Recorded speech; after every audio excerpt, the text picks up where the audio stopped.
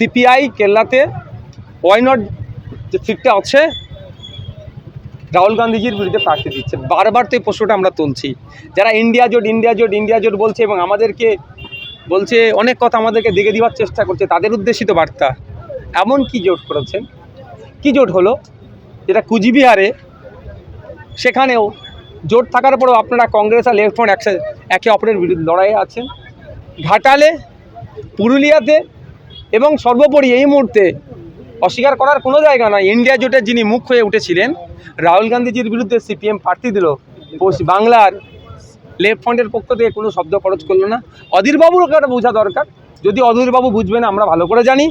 অধীরবাবুর দলের অর্থাৎ কংগ্রেসের রাজ্যের বেশ কিছু নেতা আমাকে মেসেজ করেছেন, জানিয়েছেন যে তারা এই বিষয়টা নিয়ে প্রচণ্ড ক্ষিপ্ত। তারা এটা বলেছেন স্বার্থের জন্য কংগ্রেস দলটাকে পুরো বাংলায় শেষ করে দিচ্ছে। কে করছে না করছে নতুন করে আর বলতে লাগছে না। তৃণমূল কংগ্রেসের গোষ্ঠীকণ্ড ইউসুফ পাঠানের সামনে বড়ইয়া, সেখানে এই ইউসুফ পাঠানের সামনে তৃণমূল শাসক দলের এক অংশ দাবি করছে যে এরকম বারংবার গোষ্ঠীকণ্ডলের প্রকাশ আছে, কি বলবেন বিষয়টা? তৃণমূল আর গোষ্ঠীদ্বন্দ্ব হবে এটা ভাবলেন কী করে আপনারা? টপ টু বটম পর্যন্ত, বাড়িতে ধাক্কা থেকে শুরু করে পিছন থেকে ধাক্কা দিয়েছে, নিশ্চিতভাবে কোনো কিছু দ্বন্দ্ব আছে। যে সবটাই ওই ভাইপো ওইখানে হবে, সেই ভাইপোই হবে না। কদিন আগে ত্যায্য ভাই শুনেছিলেন আপনারা। আর আমাদের বুথ স্তর পর্যন্ত দেখুন 4-5টা করে গোষ্ঠী, কে কত পার্সেন্টেজ রাখবে, কে কত কন্ট্রোল করবে।